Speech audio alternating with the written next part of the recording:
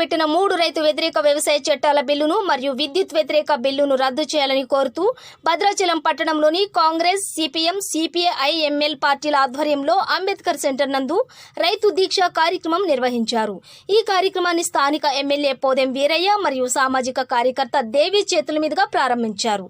ఈ కార్యక్రమంలో బొలిశెట్టి రంగారావు, జిఎస్ శంకర్రావు, బాల నర్సారెడ్డి, భీమవరపు వెంకటరెడ్డి, బోగల శ్రీనివాసరెడ్డి, చింత్రియాల రవికుమార్, రమేష్ గౌడ్, ఆకోజు సునీల్ కుమార్, మల్లెల లోకేష్, అన్నెం వెంకటేశ్వరరెడ్డి, మర్లపాటి రేణుక, వసంతల రాజేశ్వరి, బల్లా సాయి కుమార్, సరేళ్ల నరేష్ తదితరులు పాల్గొన్నారు.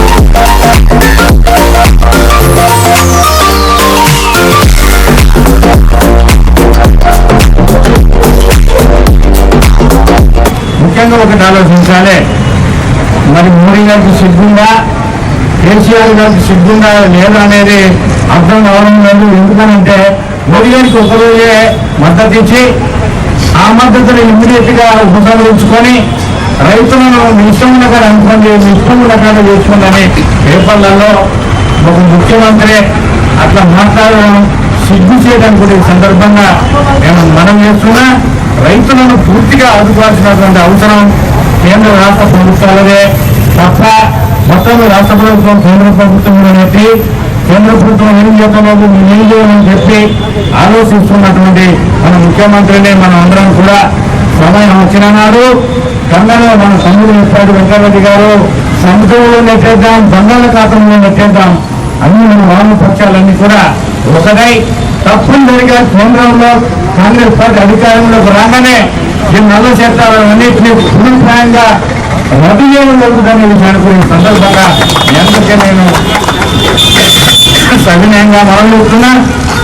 ఈ చట్టాలన్నీ కూడా పూర్తిగా రైతులు అనుకోవచ్చు, కాంగ్రెస్ పార్టీ అధికారంలో ఉంటే ఈ ప్రభుత్వాన్ని పూర్తిగా మరి గంగలో చూసిన తర్వాత అధికారంలోకి వచ్చిన తర్వాత ఈ యొక్క రైతు వ్యతిరేక చట్టాలన్నింటినీ కూడా రాహుల్ గాంధీ గారు కూడా చెప్పారు, పూర్తిగా రద్దు చేస్తాం, రైతులకు మద్దతు ధరకు కూడా సంబంధించినటువంటి దానికి కూడా పార్లమెంట్ లో ఢిల్లీ చేస్తామని చెప్పి చెప్పడం ఢిల్లీలో విషయాన్ని ఈ సందర్భంగా మీ అందరికీ మనవి చేస్తున్నా.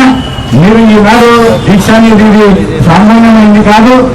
రైతు అనేటువంటి వారు లేనప్పుడు మనమే లేము అనే విషయాన్ని అందరం ఆలోచించాలి.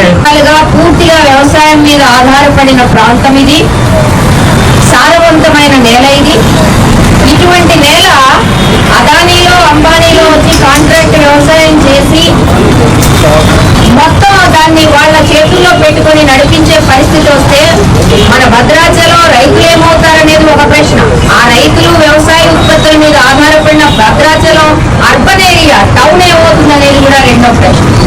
ఈ ప్రశ్న కేవలం చాలా మంది అనుకుంటున్నారు ఇది వ్యవసాయ బిల్లులు అంటే రైతులకు సంబంధించినవి వాళ్ళు చేసుకోవాలి అని.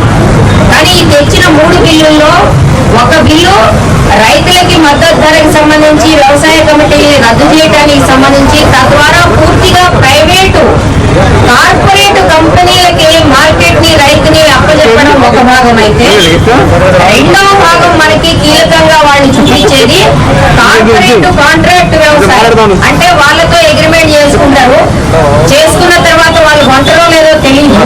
ఇప్పుడే మనకి వార్త వస్తుంది, మీరు గత ఏడాది చూశారు, పెప్సికో కంపెనీ రైతులు బంగాళదుంప గింజలు మేము ఇచ్చినాం కాబట్టి మీరు పండించిన పంట మాకు దాకా అమ్మడానికి వీల్లేదని చెప్పి రైతుల మీద ఎకరాకి 15 లక్షలు నష్టపరిహారం వేస్తే దేశమంతా యుద్ధం చేస్తే వాళ్ళు వెనక్కి తగ్గాల్సిన పరిస్థితి వచ్చింది పెప్సికో కంపెనీ.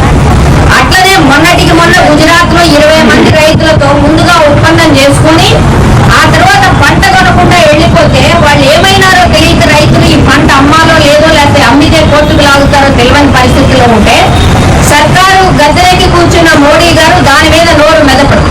గుజరాత్ పోయి మాటామంతి పెడతాడు, కావాలంటే మధ్యప్రదేశ్ దగ్గర నుంచి 300 కోట్ల రూపాయలు ఖర్చు చేసి రైతులతో ఆన్లైన్ మీటింగ్లు పెడతాడు. కానీ 15 కిలోమీటర్ల దూరంలో ఉన్న రైతుల దగ్గరికి వెళ్ళి మాట్లాడడానికి ఆయనకి కుదరడం లేదు, టైం చిక్కడం లేదు. అట్లనే ఆయన ఇండోనేషియాలో 62 మంది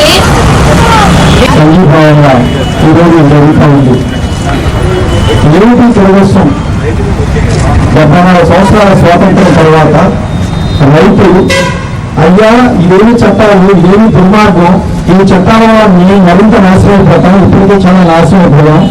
ఆనాడు వెంకట ప్రతిపాదన అన్నారు, ఆ తర్వాత ఇంకోటి అన్నారు. ఇవన్నీ మా మీదకి వస్తున్నాయి, మేము చాలా నష్టపోతున్నాం, మేము కష్టపడుతున్నాం, మా జీవితాలను నాశనం చేస్తున్నామని ఇప్పటికే సుమారు 40 మంది చనిపోయారు. అందరూ సూసైడ్ చేసి కూడా చనిపోయారు. ఇది తెలియాలి, మోడీ గారికి తెలియాలి. ఈ రకంగా ఈ చట్టాలు ఉంటే మనుషులు అంటే రైతులు లేదు. కాబట్టి ఎట్టి పరిస్థితుల్లో ఈ చట్టాలు రద్దు చేయాలంటున్నారు. మోడీ గారు మన్ కీ బాత్ని ఇంకేదో బాతులు మొత్తం మీద బాతులు చెప్పి కబుర్లు చెప్పి కాలం గడుపుతున్నారు. హర్యానాలో రైతుల మీద మరి దారుణంగా దాడి చేశారు. ఇది ఎక్కడ దుర్మార్గం? అసలు ఎలా సమర్థిస్తున్నారు?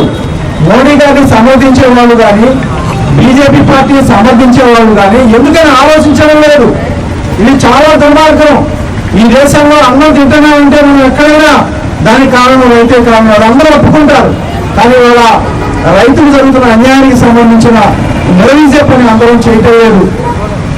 అందుకని దయచేసి ఆ పోరాటానికి మద్దతుగా ప్రతి ఒక్కరూ ఆలోచించారు. వాళ్ళ ఫేస్బుక్ చూసినా, టీవీలో చూసినా, టీవీలో ఒక దుర్మార్గం. పెట్టుబడిదారి పత్రికలు విషపత్రికలు అంటారు. అంటే బాగా డబ్బులున్న పత్రికలు పెట్టుకునే వాళ్ళు, టీవీ ఛానల్స్ పెట్టుకునే వాళ్ళు ఇలాంటి రైతు పోరాటాలు, కార్మిక పోరాటాలు ఇవన్నీ చూపించరు. రైతులు ఇవన్నీ జరుగుతున్నాయని చూపించరు. అందుకని కనీసం కనిపించే వాటికైనా మద్దతు తెలపాలి అంటే ఇలాంటి విషయాల్లో ప్రతి ఒక్కరు ఆలోచించాలి. భద్రాచలం పట్టణంలో పార్టీలు ఏవైనా కానీ ఒక కష్టం వస్తే ప్రజలకి దానన్నింటినీ అన్ని పార్టీలు ఎప్పుడు ఓన్ చేసుకుంటాయి. ఈ రోజు కూడా ఓన్ చేసుకున్నాయి, భవిష్యత్తులో కూడా ఓన్ చేసుకుంటాయి. ఈ రోజు ఎమ్మెల్యే గారు కూడా వచ్చి ప్రారంభించారు, వారికి ధన్యవాదాలు. దీన్ని ఇలాగే కొనసాగించడం కోసం ప్రతిరోజు కార్యకర్తలు సమీకరించడం, ఈ రకంగా దీన్ని జయప్రదం చేయాలని కోరుకుంటూ అందరికీ ధన్యవాదాలు.